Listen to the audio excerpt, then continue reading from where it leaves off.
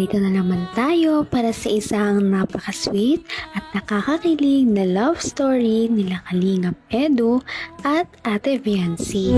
Mo ay aking makilala.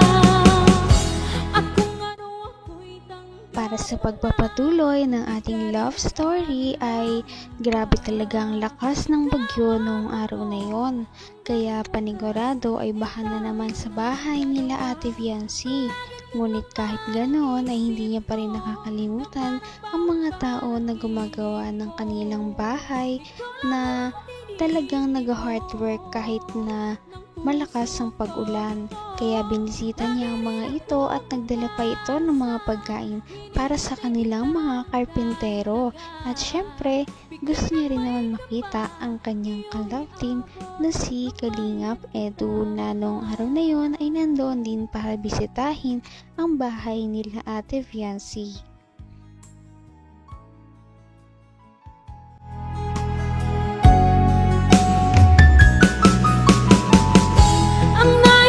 Yan.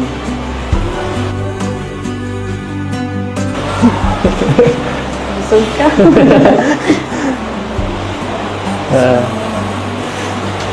Na-stun ka.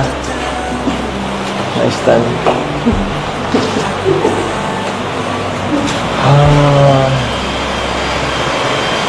Ay. Pero baka nagtambo ka. Umuwi ako nun eh. Matampo sana po ako kung hindi ka nagpaalam. Siyempre. Nagpaalam ka baga naman doon. Kaya okay lang. Tsaka lasing ka man. Hindi ako lasing. Hindi lang talaga ako.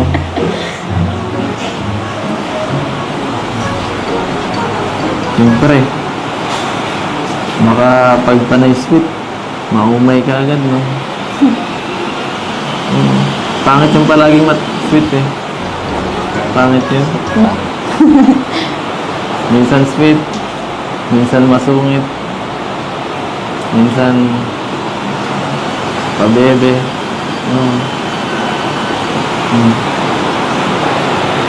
Minsan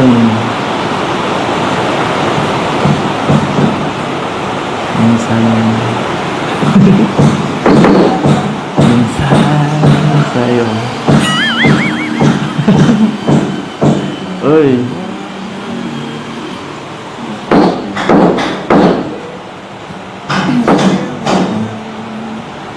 Ano? Thank you pala ulit.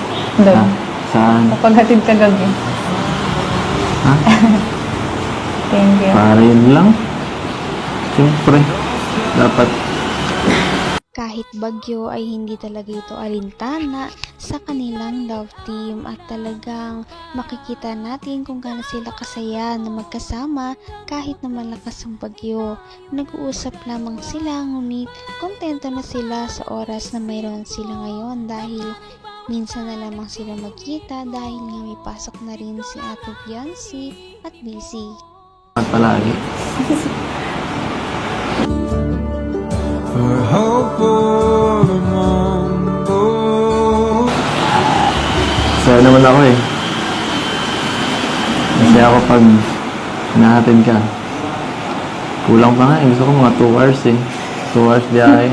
Balikan. Dapat po pala din nagpabahay sa maya, no? Sa taro. Para mas matagal. Mas matagal na samahan, di ba?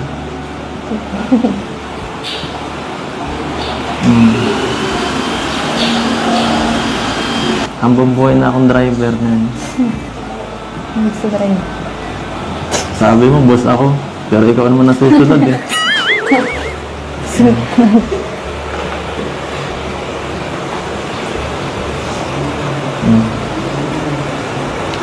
Anong masasabi mo?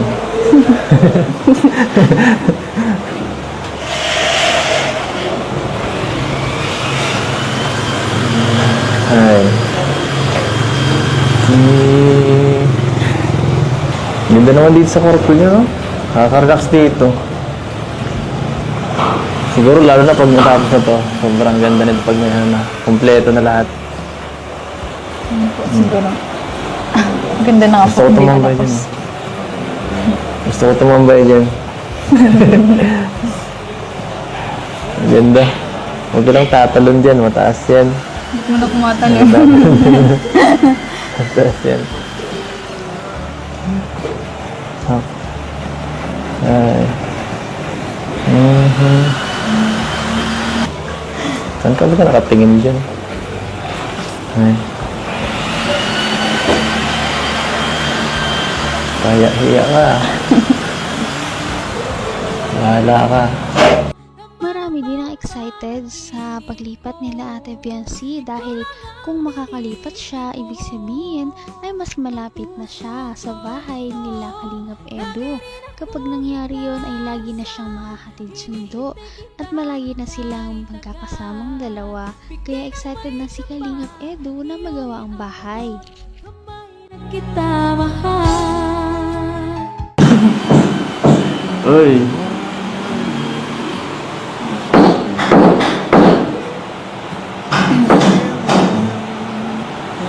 Ano? Thank you pala ulit. Doon. Ah, saan? Kapaghatid ka gabi. Ha? Thank you. Para yun lang? Siyempre. Dapat days ano na yun, parang given na yun. Hindi ka na kailangan magpasalamat palagi. For hope for the mundo. Saya naman ako eh. Kasi ako pag nahatid ka, kulang pa nga eh. Gusto ko mga 2 hours eh. 2 hours biyahe, balikan. Dapat po pala din nagpabahay sa may ano. Sa taro. Para mas matagal. Mas matagal na samahan, di ba?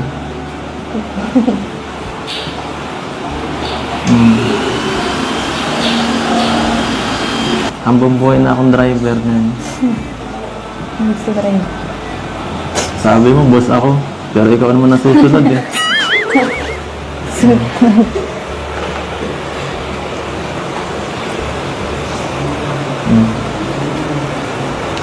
Ano masasabi mo?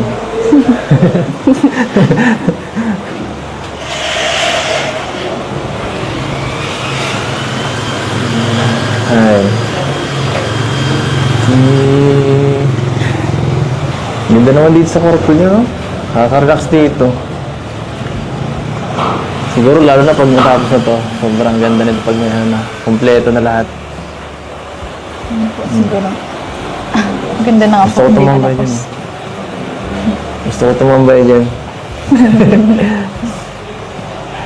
Ang ganda. Huwag ka lang tatalon dyan, mataas yan. Sobrang layo na nga ng narating ng EDC Love Team. At kahit gano'n yun kalayo, hindi yun makakalimutan ni Ate Biancy. Kaya palagi talaga siya nagpapasalamat kay Kalingap Edu. Halos kada vlog nga ay lagi niyang pinapasalamatan nito sa mga nangyari at inidulot nito sa kanyang buhay. Kaya makikita natin kung gaano talaga kahalaga si Kalingap Edu sa buhay ni Ate Biancy. Abot kamay na kita. Thank you. Para yun lang. Siyempre. Dapat days ano na yun, parang given na yun. Hindi ka na kailangan magpasalamat palagi. For hope for the mundo. Saya naman ako eh. Kasi ako pag nahatid ka, kulang pa nga eh. Gusto ko mga 2 hours eh. 2 hours biyahe, balikan. Dapat po pala din nagpabahay sa may ano. Sa taro. Para mas matagal. Mas matagal na samahan, di ba?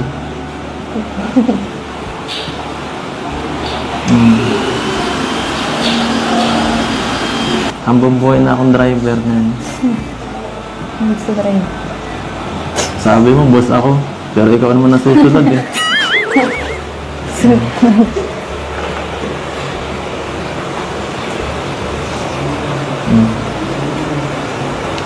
Ano masasabi mo?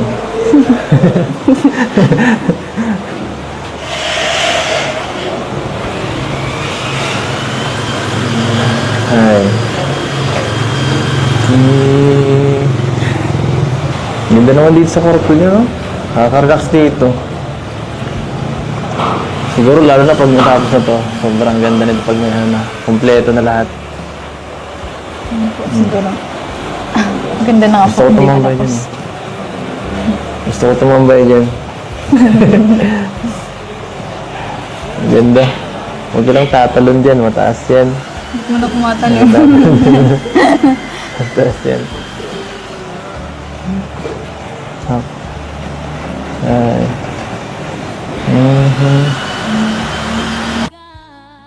Ito na talagang lahat sa nalalapit na paglipat ng bahay ni Ate Fiancé. Kaya pag nangyari ito, mas marami na rin silang time sa isa't isa para makapag-date kahit may cameraman o wala. At yan ang ating naabangan sa mga susunod pa nating mga video. Abangan pa natin ang mga kilig moments nila. Napaka-sweet talaga nila at napakabait ng tambalang ito kaya maraming sumusuporta. Kaya naman sana ipatuloy natin silang suportahan at mahalin si Fiancé, si Kalingap Edu at ang Kalingap team. Yun lamang at maraming salamat sa panonood.